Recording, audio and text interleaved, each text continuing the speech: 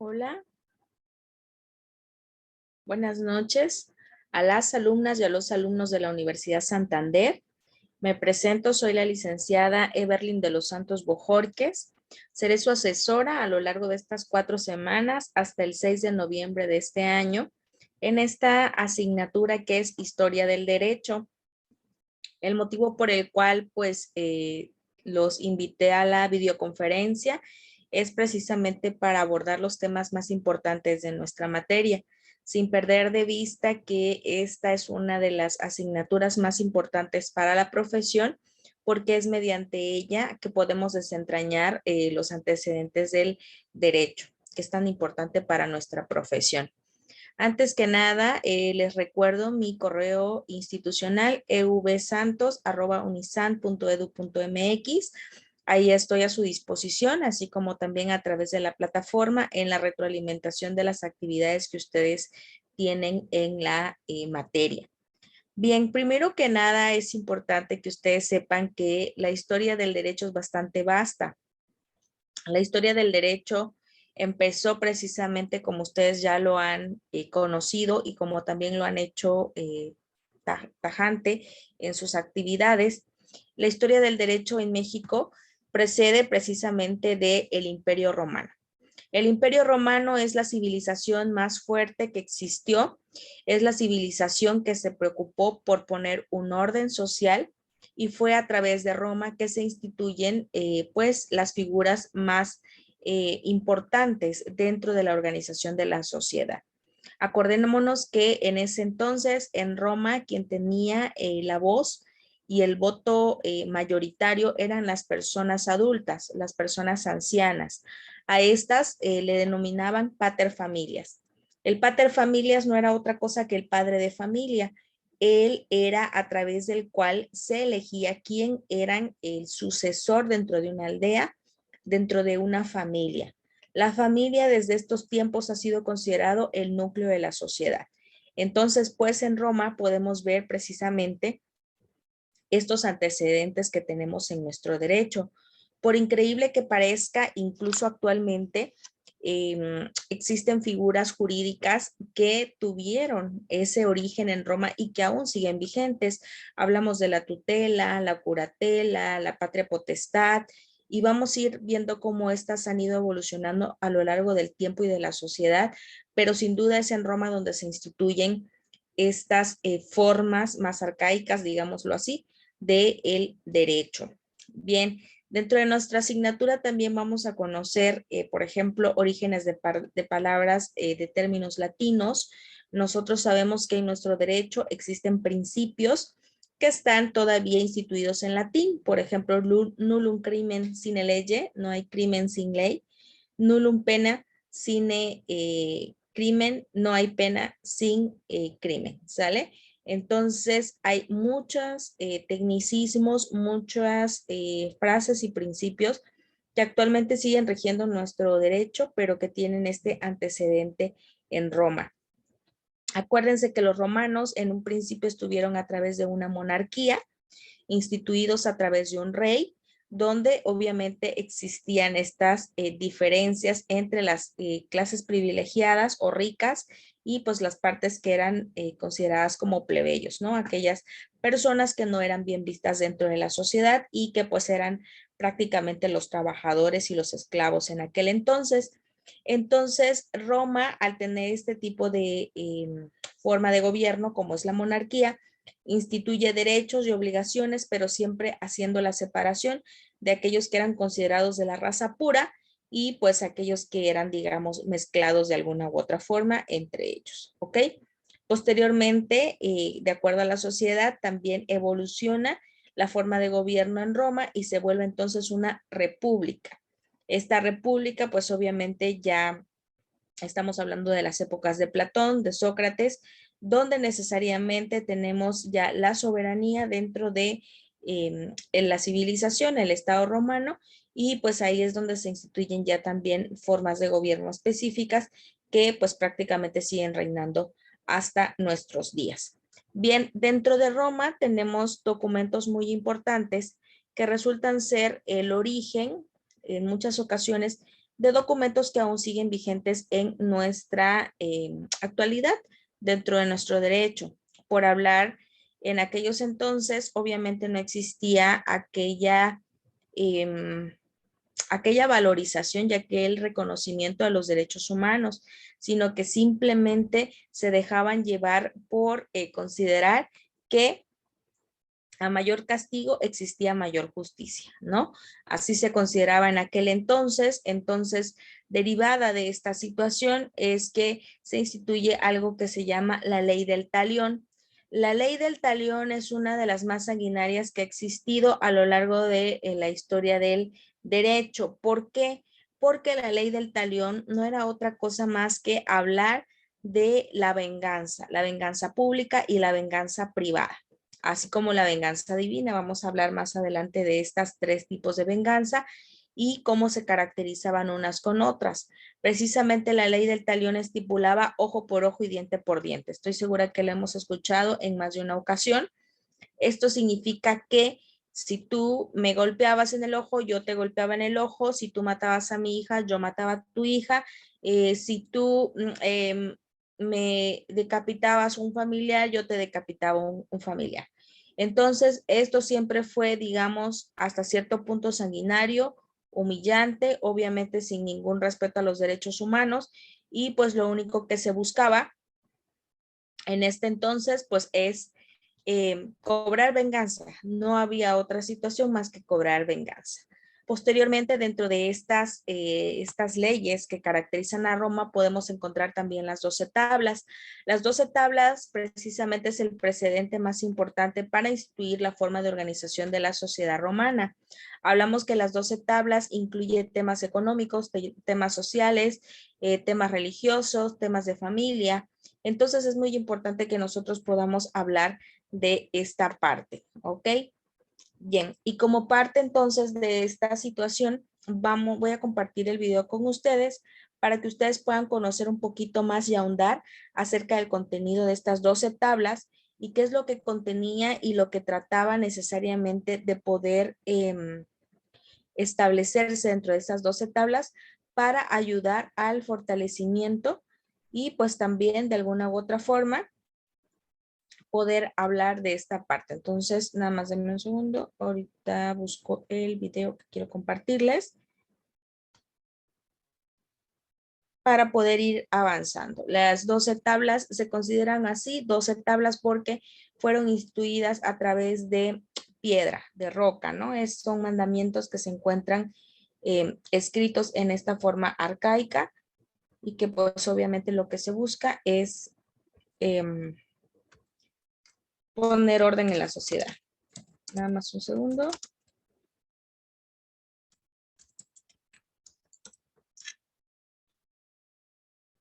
Ok. Comparto con ustedes el video y voy pausando si considero necesario.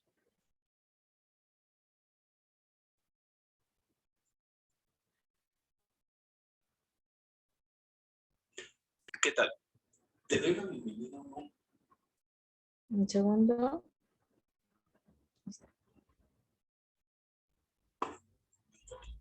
En esta ocasión vamos a ver una cápsula de historia de derecho muy importante. En este video te voy a hablar sobre las 12 tablas de Roma, su importancia y contenido. Así que comencemos. Las 12 tablas de Roma son un cuerpo normativo importante que se cree que tuvo lugar pasó creaciones en el siglo V a.C.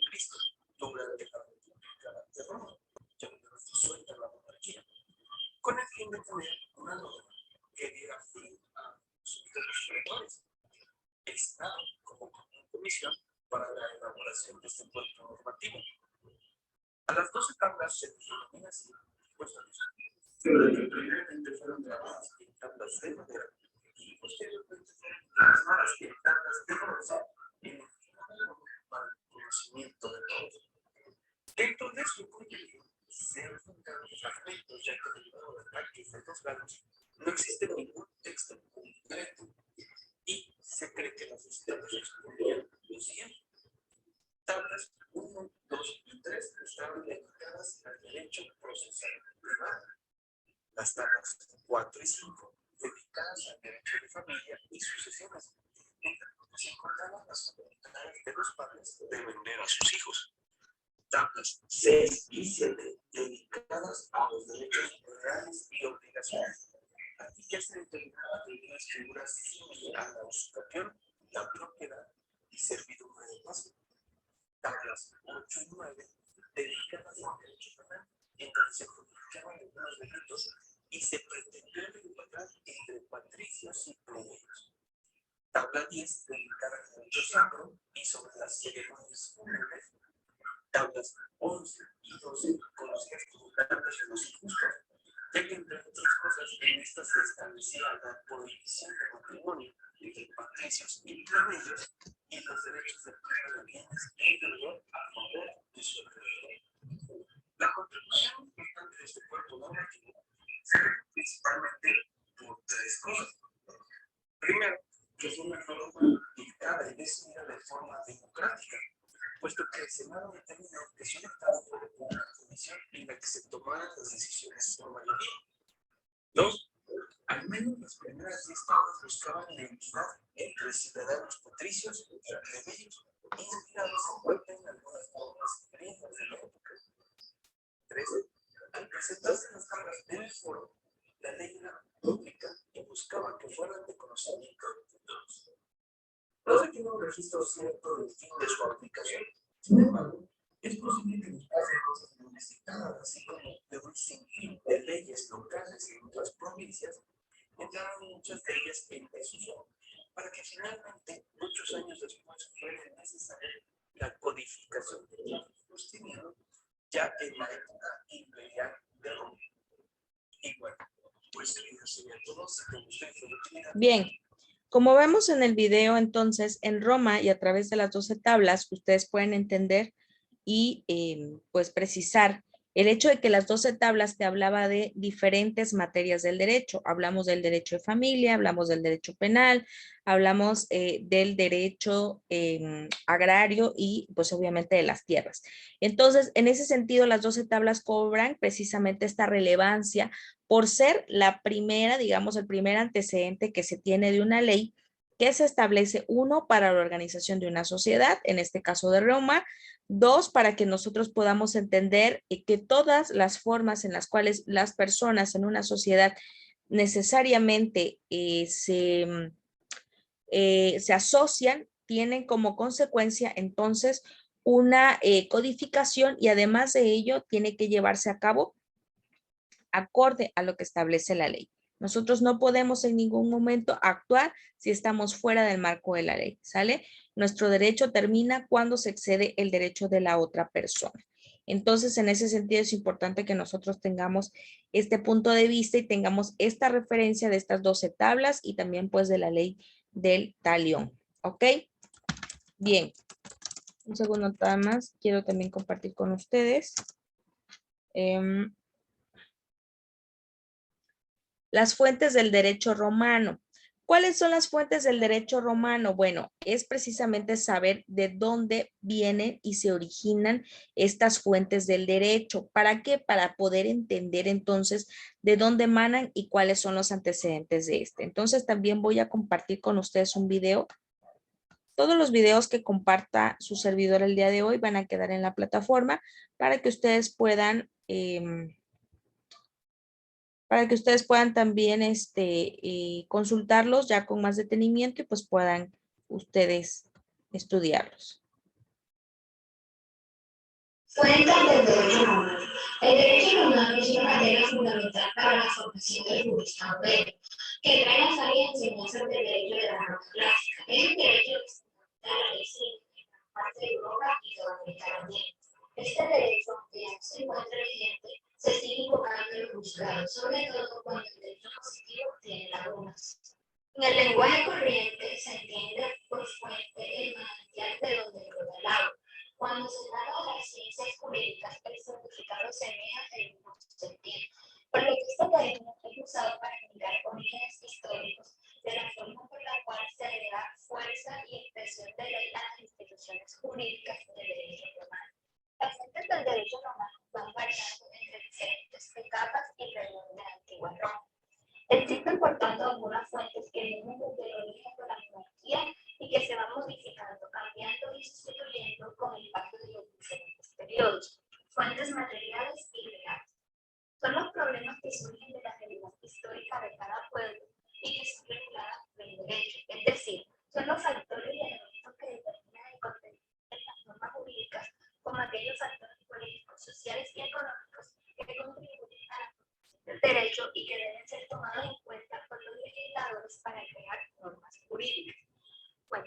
históricas. Son documentos históricos que hablan sobre seres al derecho. En la antigüedad, estos documentos eran muy diversos, papiros, pergaminos, tablillas de arcilla en las que algunos pueblos estampaban sus leyes y contratos. Se refiere a las fuentes jurídicas según su aplicación en el tiempo. Fuentes escritas y no escritas. Las fuentes escritas también se conocen como fuentes directas y se dan de esta manera cuando encierran en sí las normas jurídicas aplicables, ley, costumbre. Se refiere a las fuentes jurídicas según que éstas contengan las normas en sí mismas. Serán directas las que contienen la Constitución, la ley o reglamento, las ordenanzas. Las fuentes no escritas, también conocidas como racionales o indirectas, se presentan cuando, sin contener en sí mismas las normas jurídicas, ayudan a interpretarlas, aplicarlas, producirlas, coadyuvan a su aplicación y sirven para su conocimiento. Tales, por ejemplo, jurisprudencia, doctrina, principios generales del derecho, analogía y equidad. Fuentes formales. Se definen por ser aquellos hechos o actos a los cuales se les atribuye una específica aptitud para la jurídica. Se considera que las fuentes formales son las mismas directas, pero se les da esta denominación pretendiendo aludir a dos aspectos. Para otros, las fuentes formales son únicamente la ley y la costumbre. Este sector doctrinal ha logrado imponer dicha opinión. Fuentes del derecho romano en el periodo arcaico.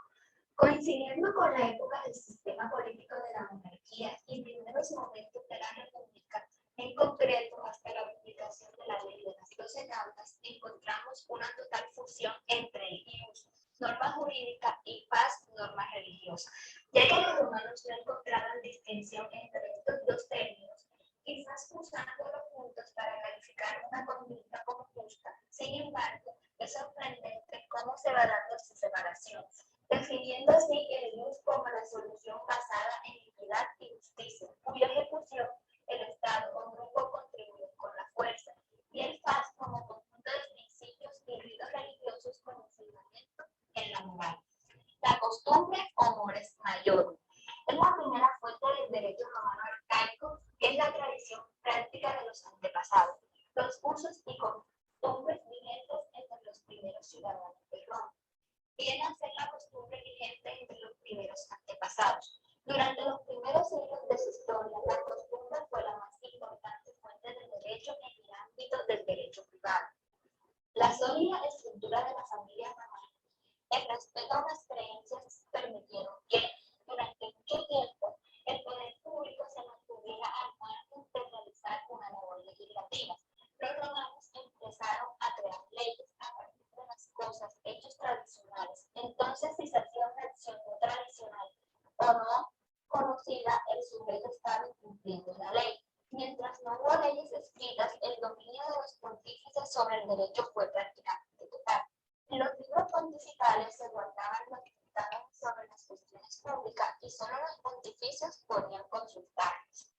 La ley de las 12 tablas.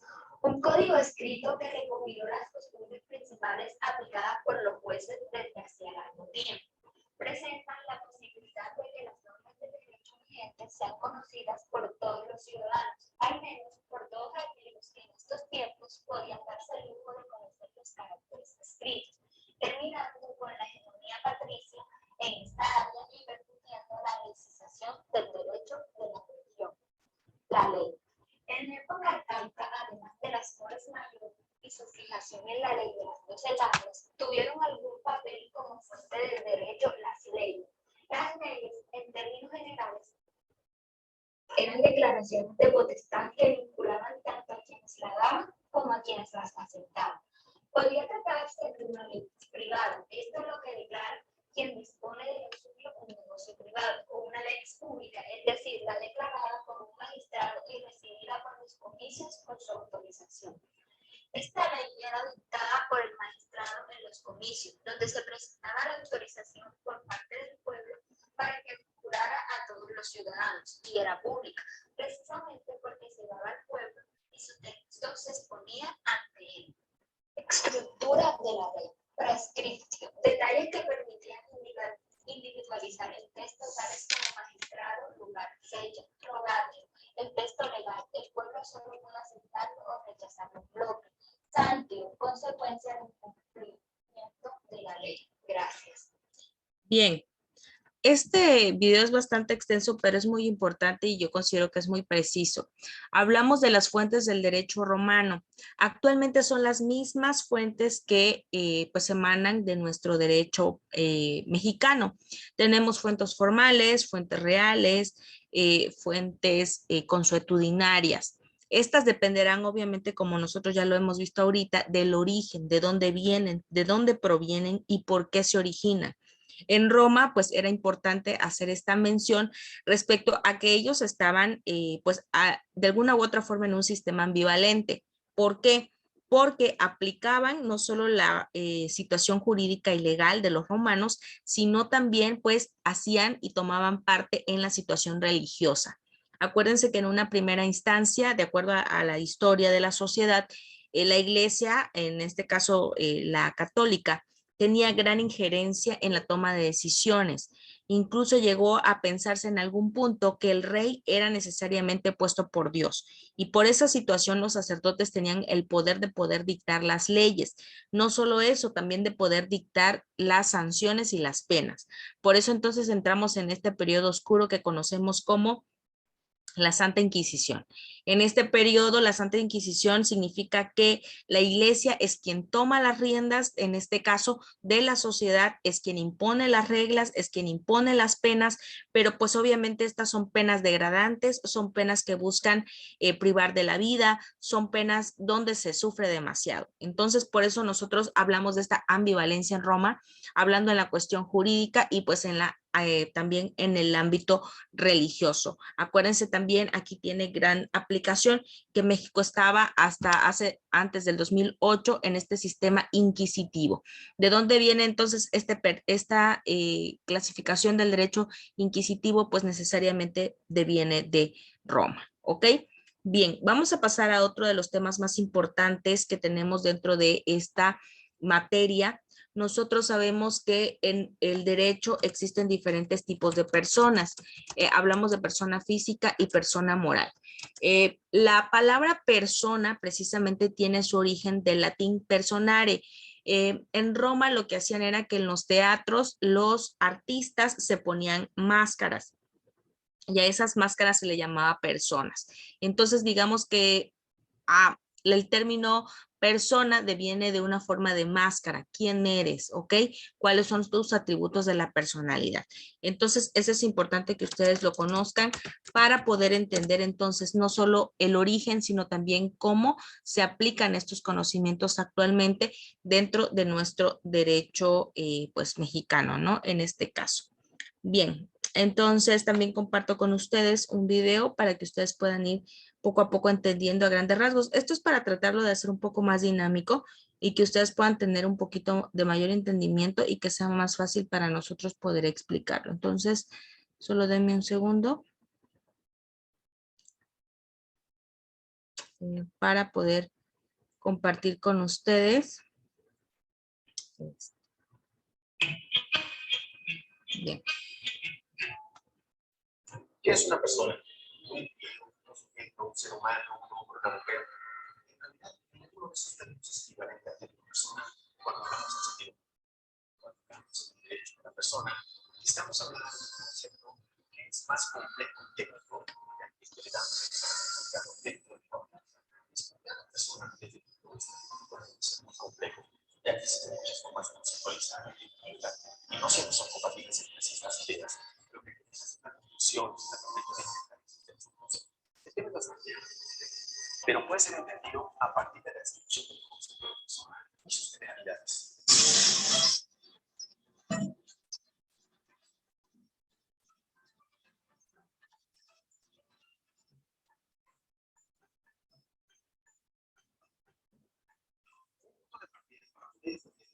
Persona es tener una definición. Ciertamente existen muchas definiciones.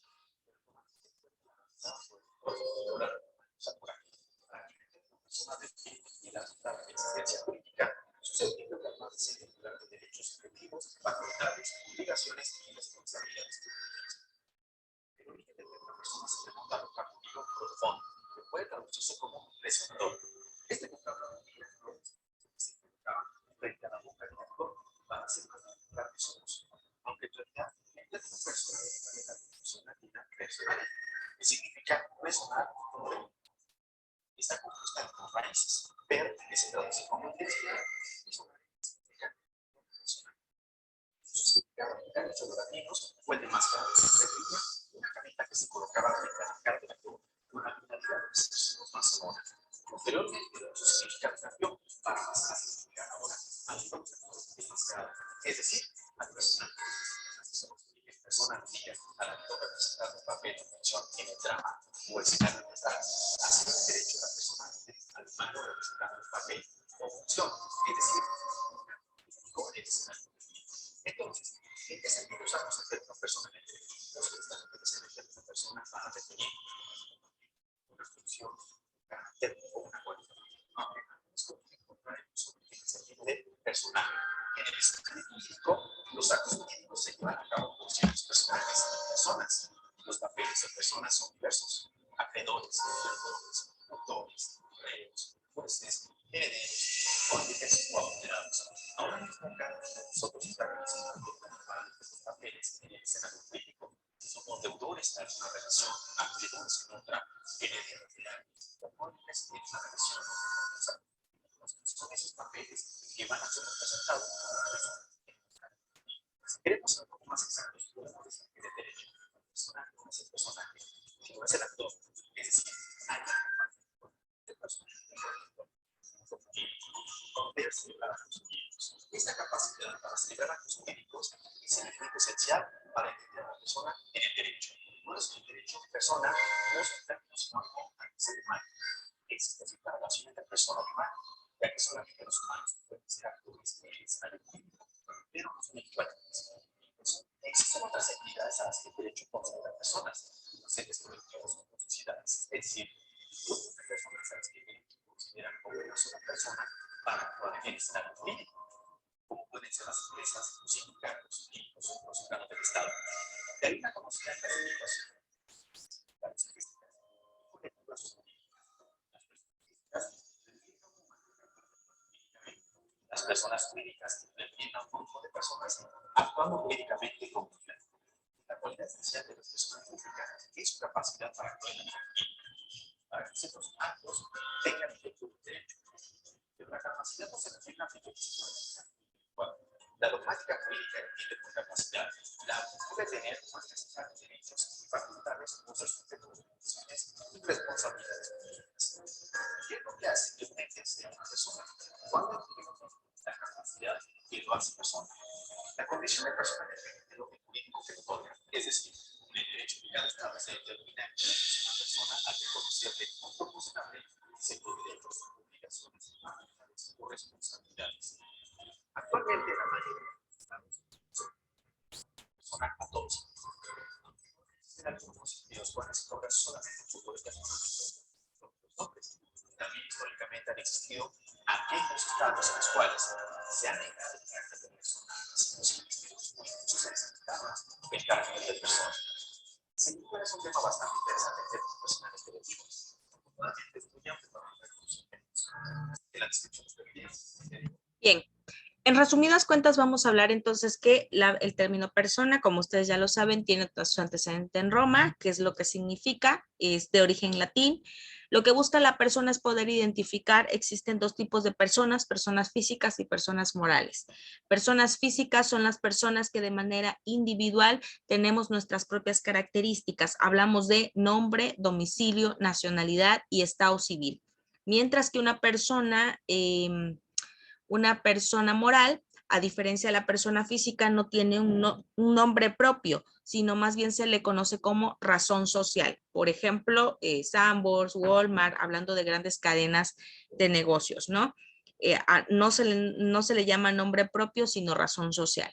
Y también en este caso, pues la persona moral no tiene un estado civil, ¿verdad? Ellos no son casados ni solteros. Entonces, eso es lo que hace la diferencia.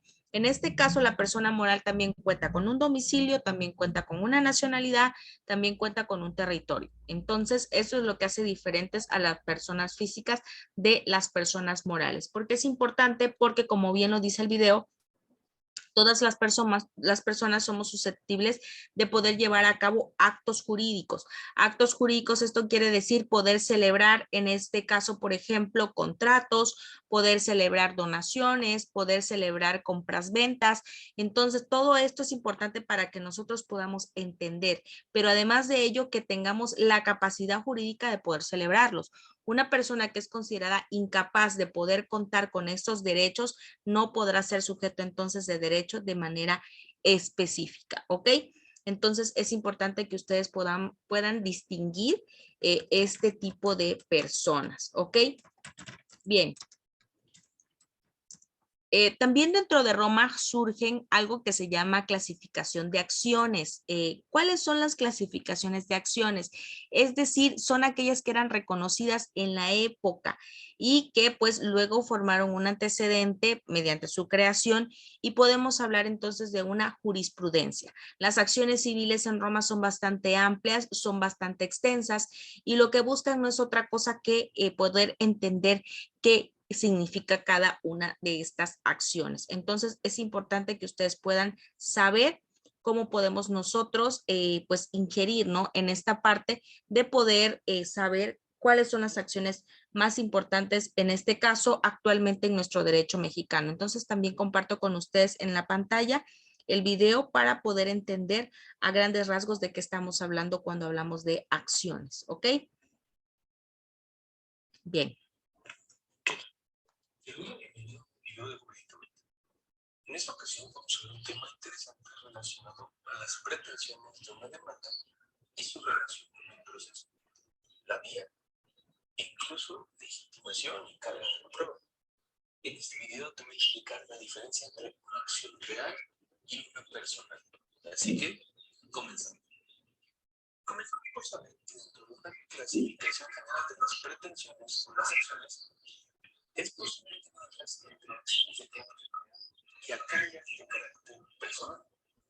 Una acción real es aquella que se ejercita con motivo de, como su nombre indica, de un derecho real. Por ejemplo, cuando se causa un daño a tu propiedad, el reclamo de esos daños se considera una acción real, puesto que el origen de tu acción está condicionado a la propiedad del bien dañado. Otro ejemplo de acción real son aquellas relacionadas a los derechos de autor, los cuales también se consideran dentro de los derechos reales. Y en caso de violación a estos derechos, las acciones que se derivan de estos son reales. Ahora bien, te preguntarás, ¿para cómo se debe identificar una acción real? Pues, esta es una utilidad por cuestiones de legitimación, un tema del que se habla anteriormente. La legitimación, no solo para demandar, sino la pasiva, es decir, para reclamar un tercero de pretensión, la cual, en el caso de las acciones reales, puede ser incluso una persona desconocida, puesto que en estos casos, como titular de derecho real, puedes tener conocimiento solo de una violación a tu derecho, aunque no propiamente tengas el conocimiento de la persona. Por otra parte, la carga de la prueba en las acciones reales está orientada principalmente en dos aspectos. El primero de ellos, acreditar que eres el titular del derecho real que estás reclamando, y el segundo, que existe una vulneración de este derecho. Caso contrario con las acciones personales. Una acción personal siempre, salvo excepciones extraordinarias, será en contra de una persona determinada. Entonces, la acción personal será determinada por obligaciones pactadas entre partes, lo que nos lleva al ejemplo por excelencia de las acciones personales, que son aquellas que se llaman de un contrato. Es como se dice antes de tu acción. Es decir, tus pretensiones se tendrían que ajustar conforme a lo que se haya pactado entre las partes. En este caso, la carga de la principal a tomar en cuenta es acreditar la existencia de este acuerdo entre partes, y en su caso, el documento que podría estarse reclamando es su consecuencia pactada.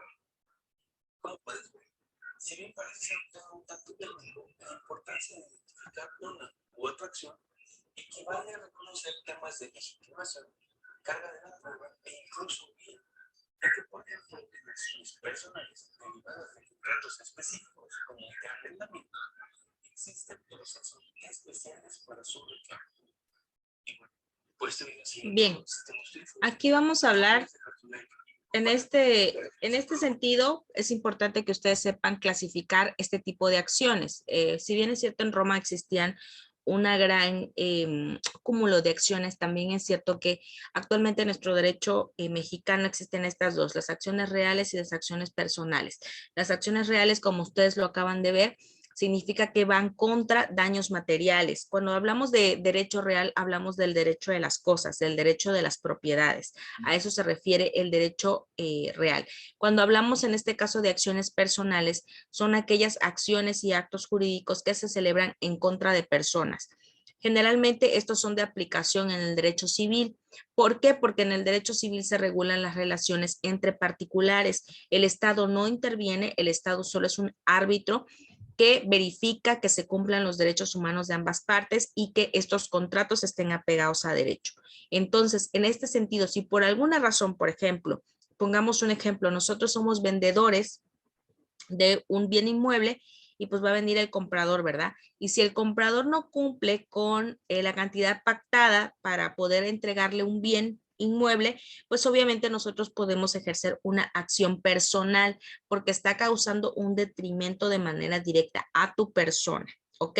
Y también pues obviamente tiene cabida en este caso el detrimento patrimonial. Entonces es muy importante que ustedes puedan distinguir estos tipos de acciones para poder operar dentro de este derecho civil, que pues es considerado por excelencia el derecho privado que regula las relaciones entre particulares. Hablamos de acciones civiles, por ejemplo, en contrato de matrimonio, contrato de arrendamiento, contrato de compraventa, incluso contrato de donaciones, ¿no? Todos estos contratos son actos jurídicos. Acuérdense que también ustedes ya vieron la diferencia entre acto jurídico y hecho jurídico. Un acto jurídico significa que es un acuerdo de voluntades entre dos personas que tratan de necesariamente tener que causar un cambio jurídico, mientras que el hecho jurídico está fuera del alcance y de la voluntad de los seres humanos, de las personas. Lo único que busca en este caso el hecho jurídico son aquellos cambios que se dan, por ejemplo, por casos fortuitos. Hablamos de cuestiones naturales, de fenómenos naturales, hablamos de situaciones de guerras, es decir, cosas que nosotros no podemos controlar y que como no los podemos controlar, entonces tiene una repercusión en la sociedad y estamos hablando entonces de un hecho jurídico. Es algo que no está a nuestra voluntad. ¿Ok? Vamos a hablar también de esta parte que es tan importante también y que tiene su origen en el derecho romano. Las cosas. Las cosas son estudiadas a través del derecho real. ¿Ok? ¿Por qué? Porque era la forma en cómo, en este caso en la sociedad, podían necesariamente entenderse este tipo de cosas. ¿Cuáles son las características de este tipo de cosas? Podemos hablar de que son cosas fungibles, cosas divisibles, cosas genéricas, cosas consumibles, etcétera, ¿no? Entonces es un cúmulo bastante extenso de esta clasificación que tenemos nosotros de cosas corpóreas, cosas incorpóreas. Entonces, es importante que ustedes puedan entender también de qué estamos hablando. ¿Ok? Comparto con ustedes el video también. Todos los videos los voy a dejar en la plataforma, nada más denme tantito chance para que ustedes puedan consultarlos de manera correcta.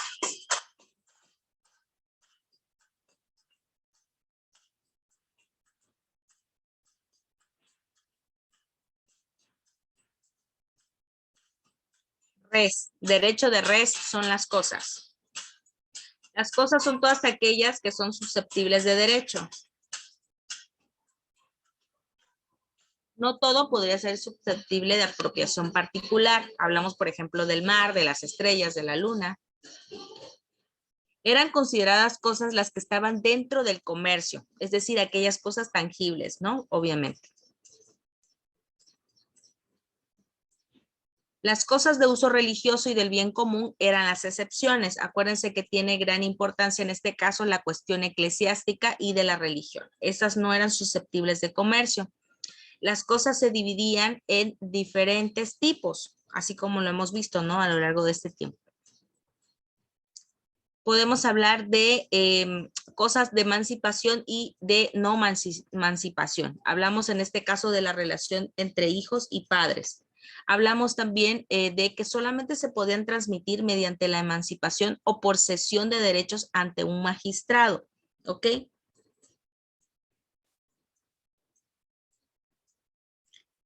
Las cosas que no eran de emancipación son todas las cosas que no eran emancipables y se transmitían por la sola entrega. Es decir, no eran necesarios emancipar al suceso. Cosas corpóreas e incorpóreas.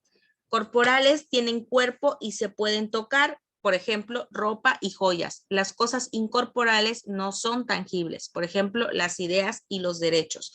En este caso, por ejemplo, de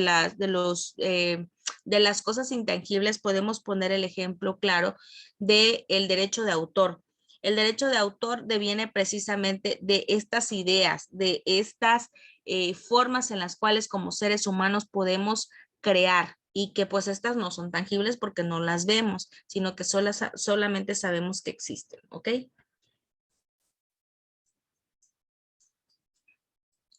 Cosas divisibles e indivisibles. Las cosas divisibles se fraccionan y resguardan su valor proporcional al original, por ejemplo, el dinero. Las cosas indivisibles al fraccionarse pierden todo su valor, por ejemplo, como la pintura, la fotografía, el arte en general, ¿ok?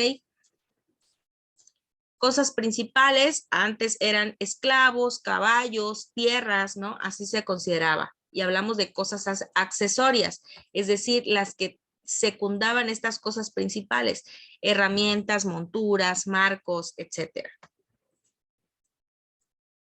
Cosas fungibles pueden ser sustituidas, ¿ok? Dinero, cosas de comercio, etcétera. Cosas consumibles son aquellas que pueden consumirse, es decir, ingerirse. También hablamos de este tipo de cosas porque es importante que ustedes sepan, porque actualmente en nuestro derecho, en vez de llamarle cosas, le llamamos objetos. Los objetos que existen en el derecho mexicano solo son aquellos que son lícitos, ¿ok? Que son lícitos, que son tangibles, ¿ok? Y que son en este caso, pues, observables. Obviamente, pues tú no puedes hacer un negocio, aunque hemos escuchado, ¿verdad? En noticias así medias raras, el hecho de decir, es que voy a comprar la luna, es que voy a comprar el sol, es que voy a comprar el mar.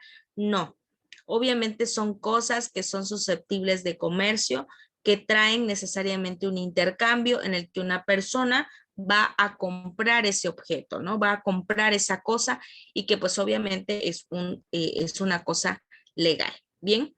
Entonces, esta parte también tiene su origen necesariamente en Roma y como nosotros lo hemos visto, pues también le llaman res, el derecho de la res, así se escribía, ¿no? En latín, res. Bien, es importante que ustedes sepan actualmente sobre todo cuál es la diferencia entre propiedad y posesión. La diferencia entre propiedad y posesión es bastante amplia.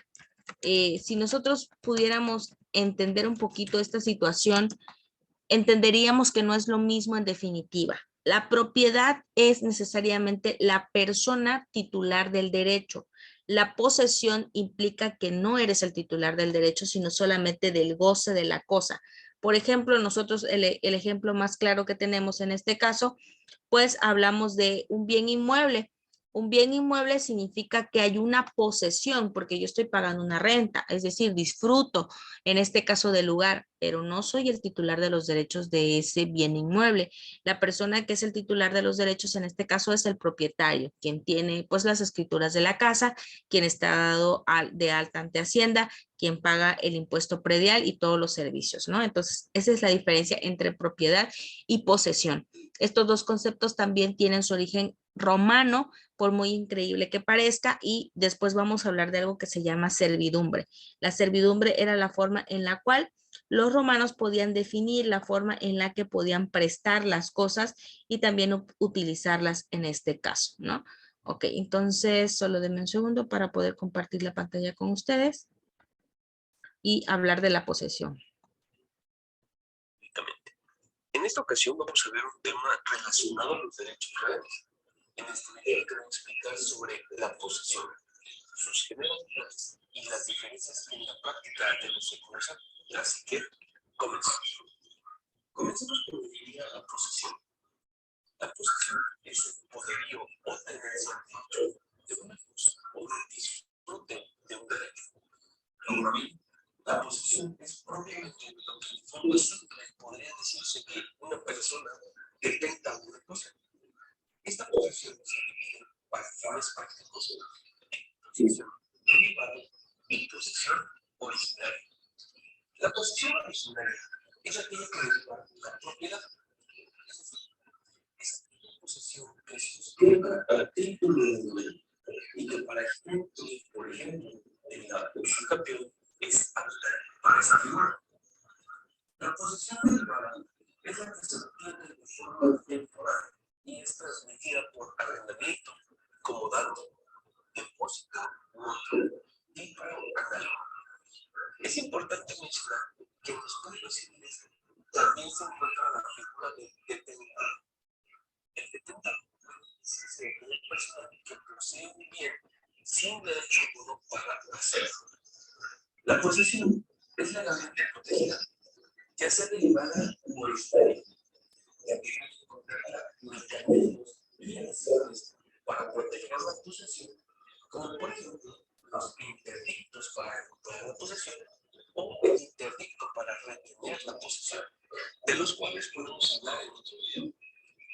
No obstante que la posesión sea jurídicamente protegida, es importante reconocer que cuando se trata de posesión derivada, puede existir ya sea una sustitución del titular originario o por otra parte puede existir causa audiencia. La sustitución del titular originario puede derivarse de un juicio o por causa de muerte, ya que por ejemplo el arrendamiento no se da por concluido con la muerte del arrendador, por lo que en un momento dado es posible que la posesión derivada del arrendamiento continúe y que una vez los herederos se adjudiquen el bien en arrendamiento decidan si este continúa o no.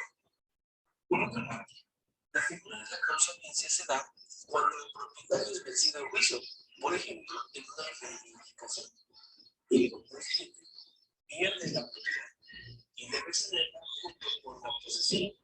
En este caso, si el arrendamiento se da con fecha posterior al inicio del juicio, el poseedor derivado deberá ceder la posesión también.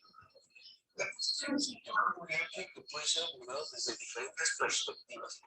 Déjame en los comentarios cualquier duda que tengas. Bien. Y bueno, pues Este video era necesariamente para entender la posesión, o sea, hasta dónde llega el límite de poder decir, bueno, yo tengo en posesión un bien y cuál es la diferencia con la propiedad. En este caso, el video le llama posesión originaria.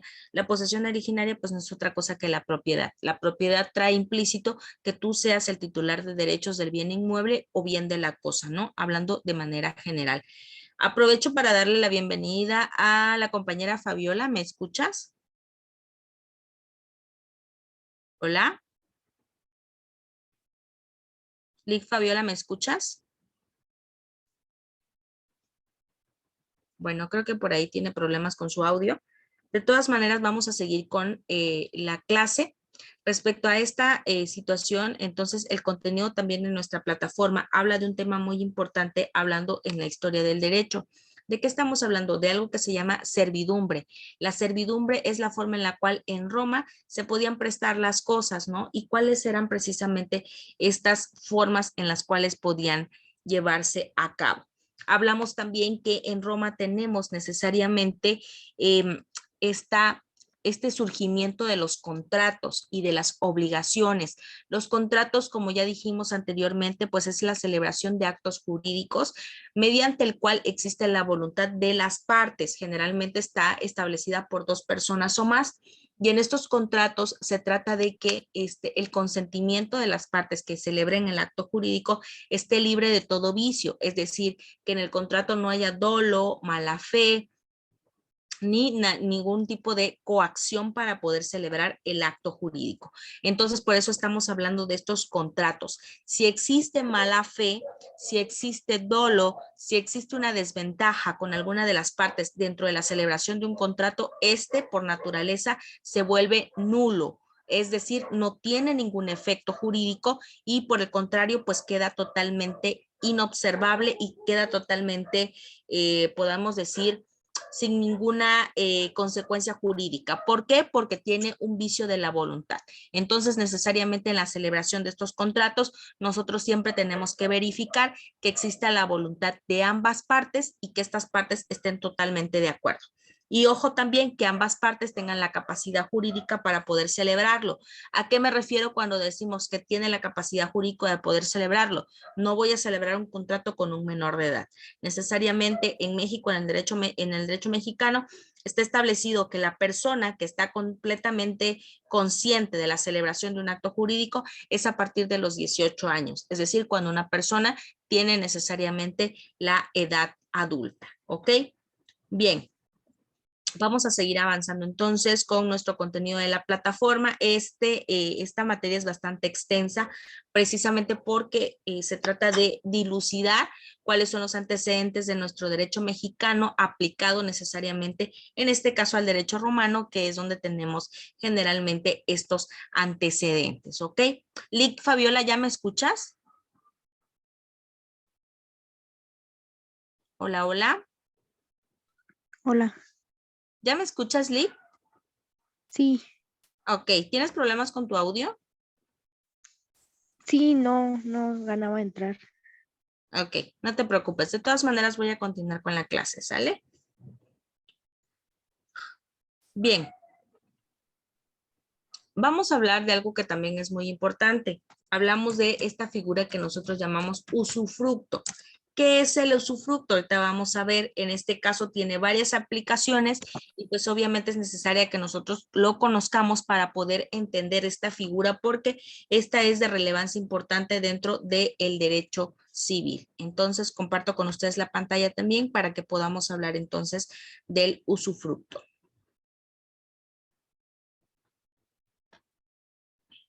¿Qué tal? Bienvenido a un nuevo video de Jurídica. En este video vamos a ver relacionado a los derechos reales. En este video te voy a hablar sobre usufructo, su definición, características y lo más importante, sus implicaciones prácticas. Así que, comenzamos. Comencemos con el usufructo, de acuerdo con el Código Civil, es el derecho real y temporal de disfrutar. Este derecho real implica muchas características.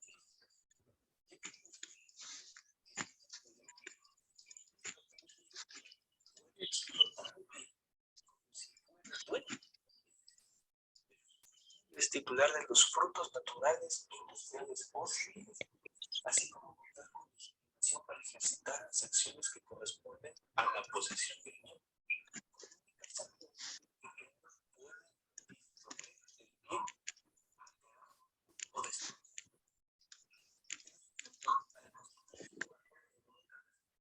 Puede determinarse sus alcances, temporalidad y detalles específicos.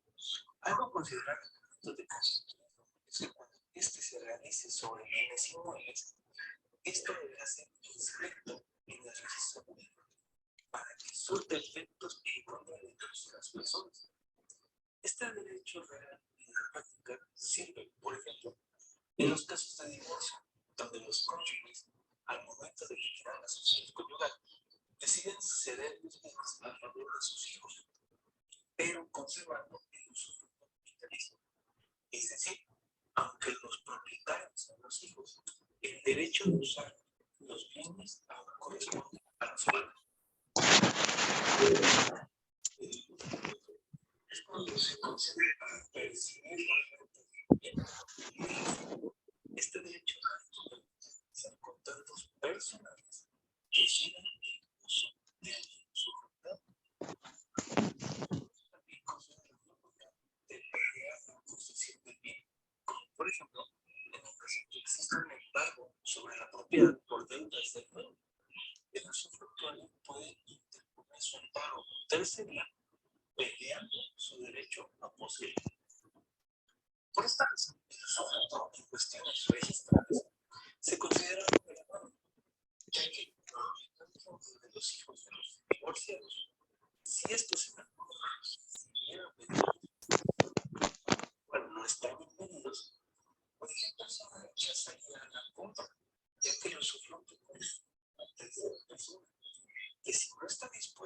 renunciar a su derecho, dicha compraventa deviene siempre porque no debe obstaculizar el usufructo. Así también, si la venta viene en usufructo, el usufructuario puede su derecho, el cual consiste en que este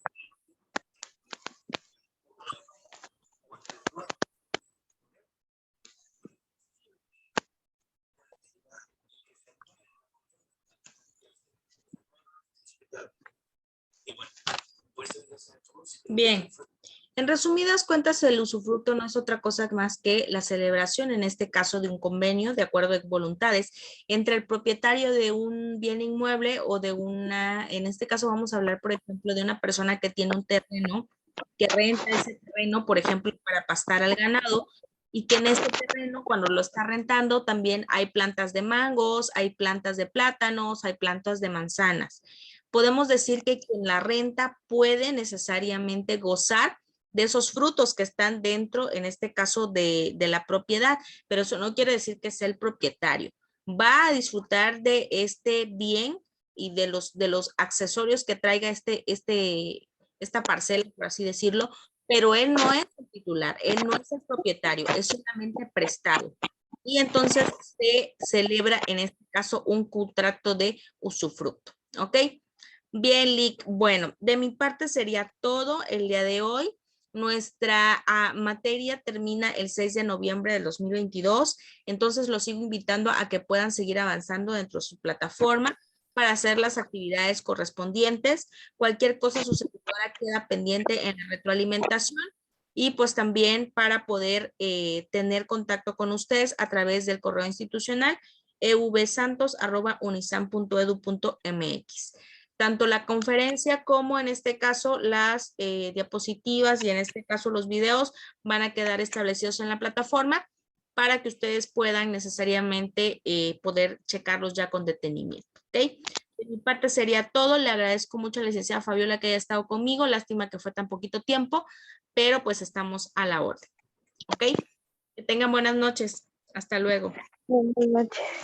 Hasta luego.